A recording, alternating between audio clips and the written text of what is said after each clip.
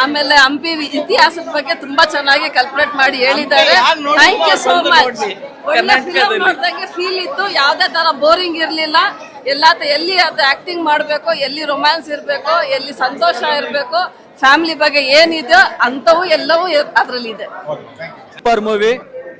BZ Jayat Kumar ಅವರು ಭಾರಿ ಚೆನ್ನಾಗಿದೆ. ಸಾಂಗು ಮೂವಿ ನನಗೆ ಹಳೆ ಲವರ್ ನೆನಪು ಬಂದ್ಬಿಟ್ಲು. ನಿತ್ಕೊಳಂಗಾಗಿಲ್ಲ. ಕೂದ್ಲೆಲ್ಲ ಎದ್ಬಿಟ್ಟಿದ್ದಾವೆ ಸಣ್ಣ ಪುಟ್ಟವೆಲ್ಲ. ಅಷ್ಟು ಸಖತ್ತಾಗಿ ಮೂವಿ ಇದೆ ಬಸ್. Super movie.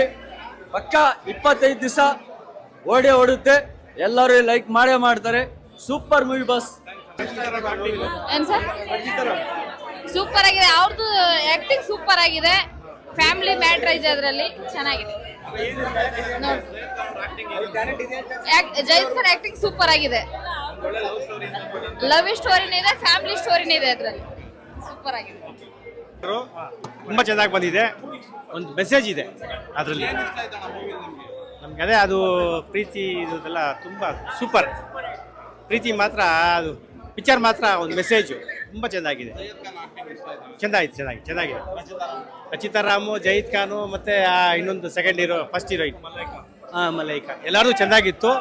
ಎಲ್ಲರೂ ಚೆಂದ, ಆ್ಯಕ್ಟಿಂಗ್ ಚೆನ್ನಾಗಿದೆ. ಸೂಪರ್ ಪಿಕ್ಚರ್ ಮಾತ್ರ ಸೂಪರ್ ಆಗಿದೆ. ಹುಡುಗರುಗಳು ಫ್ಯಾಮಿಲಿ ಸಮೇತ ಬಂದು ನೋಡ್ಬೋದು. ಈ ಜನವರಿಲಿ ಹೊಸ ವರ್ಷ ಒಳ್ಳೆ ಫಿಲಮ್ ಇದು ಅನ್ಬೋದು.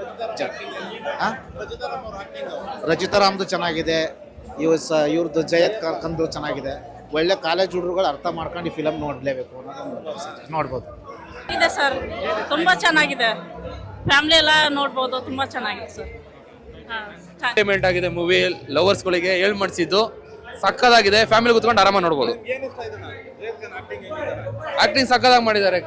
ಜಯೀದ್ ಖಾನ್ ಅವರು ಇನ್ನೊಂದು ಮೂವಿ ಮಾಡಿದ್ರೆ ಇನ್ನೂ ಸಕ್ಕದಾಗಿ, ಇನ್ನೂ 100 ಡೇಸ್ ಇನ್ನೂ ರಚಿತಾ ಸಕ್ಕದಾಗಿ ಆಕ್ಟಿಂಗ್ ಮಾಡಿದ್ದಾರೆ. ಈ ಫಿಲಮ್ ಲವ್ ಫೀಲಿಂಗ್ ಮಾಡ್ತಾರಲ್ಲ, ಅಮ್ಮ ಅಪ್ಪ ಇದು ಮಾಡ್ತಾರಲ್ಲ, ಅವ್ರಿಗೆ ಈ ತರ ಫಿಲಮ್ ನೋಡ್ಬೋದು. ಫ್ಯಾಮಿಲಿ ಚೆನ್ನಾಗಿದೆ. ಈ ತರ ಕನ್ನಡ ಫಿಲಮ್ ತೆಗೆದ್ರೆ ನಾವು ಎಲ್ಲ ಬಂದು ನೋಡ್ಬೋದು. ಚೆನ್ನಾಗಿದೆ. ಸೂಪರ್ ಆಗಿದೆ. ಎಲ್ಲ ಹಾಡು ಚೆನ್ನಾಗಿದೆ. ಅವ್ರ ಇದು ಎಲ್ಲ ಚೆನ್ನಾಗಿದೆ. ಆಟಿಟ್ಯೂಡ್ ಎಲ್ಲ ಚೆನ್ನಾಗಿದೆ.